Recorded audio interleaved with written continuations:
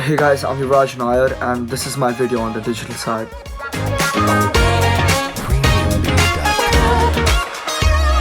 Like many of you are planning to do, I gave my DSAT twice in the 11th grade.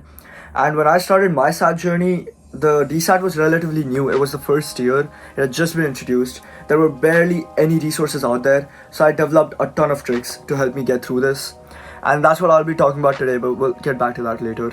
And firstly, I would like to mention that the English in the DSAT is relatively easier compared to the normal SAT, and that's what I'll mainly be focusing on, since a lot of students face problems in the SAT area, especially those who don't have English as their first language. And you might be wondering what this setup is about. I'm in a hotel room right now. I'm currently on vacation in Tokyo, Japan, so that's where I'm filming from.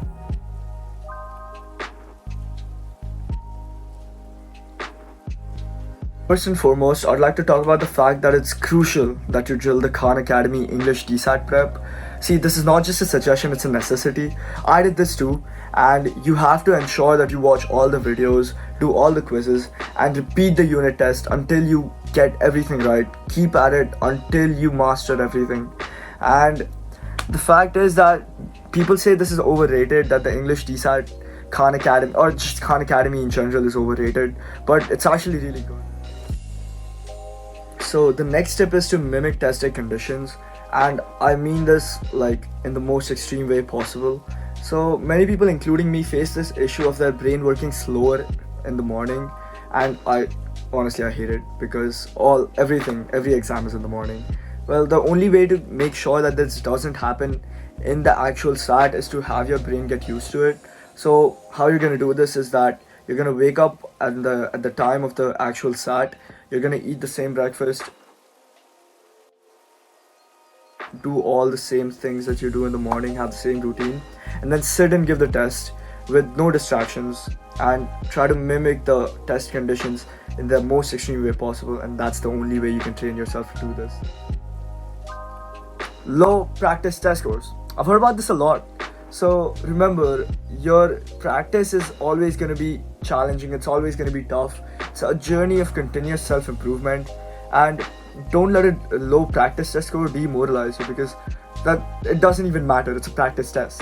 And like 2 days before my second attempt, I got a 650 in my English, which was even lower than my first attempt. But I just believed in myself, and I took a break from the SAT, and I did way better in my actual SAT. And that's how it works. Like, keep your spirits high, believe in your own potential, believe in yourself. Balance. This one's really important. Many people grind practice tests and work long nights preparing for the SAT, and a little stress is okay, it's acceptable, but being completely engrossed in worrying about the SAT is only gonna lead to you making mistakes on the actual test day.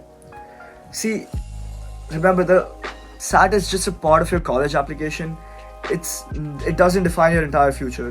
Don't let it have power over you.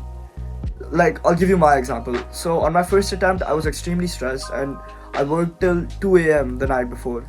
And on that attempt, I scored a 1500. Now, on my next test, I slept early, and I barely studied or did anything regarding the SAT the night before. And I scored a 1516 on my second attempt. And that's kind of how it works.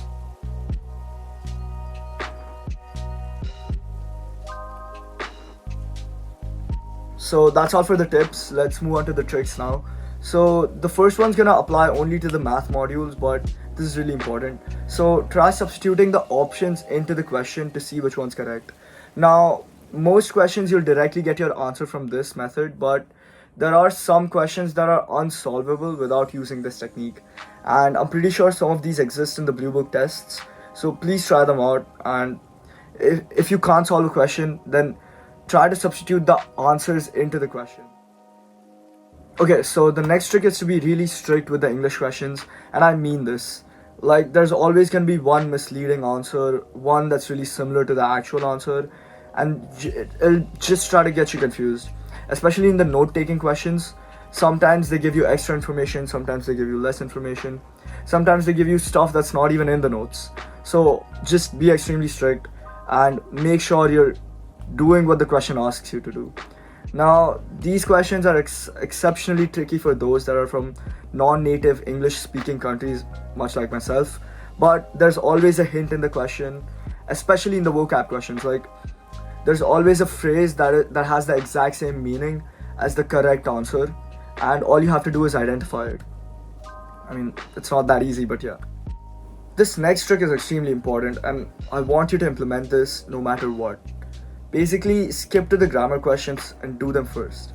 This just makes everything so much easier because the grammar questions are so much easier and there's little to no text, so you can just fly past them. I used to do this for my SAT, and it took me 7 minutes to finish the grammar questions, after which I had around 25 to just relax and attempt every reading question and try my best at every question.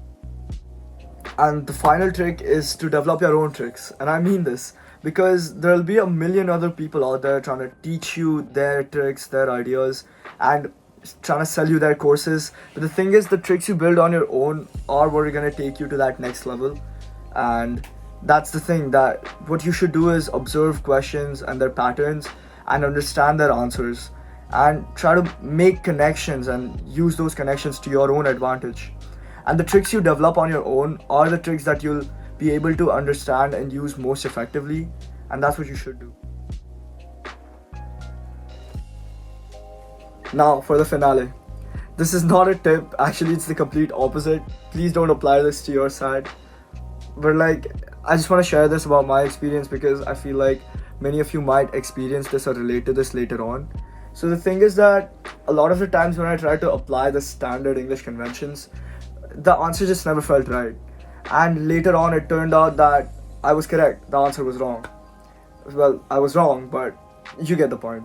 So what happened was that gut feeling, it's really important because remember, most of you have been speaking English for most of your lives, for a long time now, and your brain might mess up applying the rules that you learned for a test, but it'll never mess up the language you converse in all the time.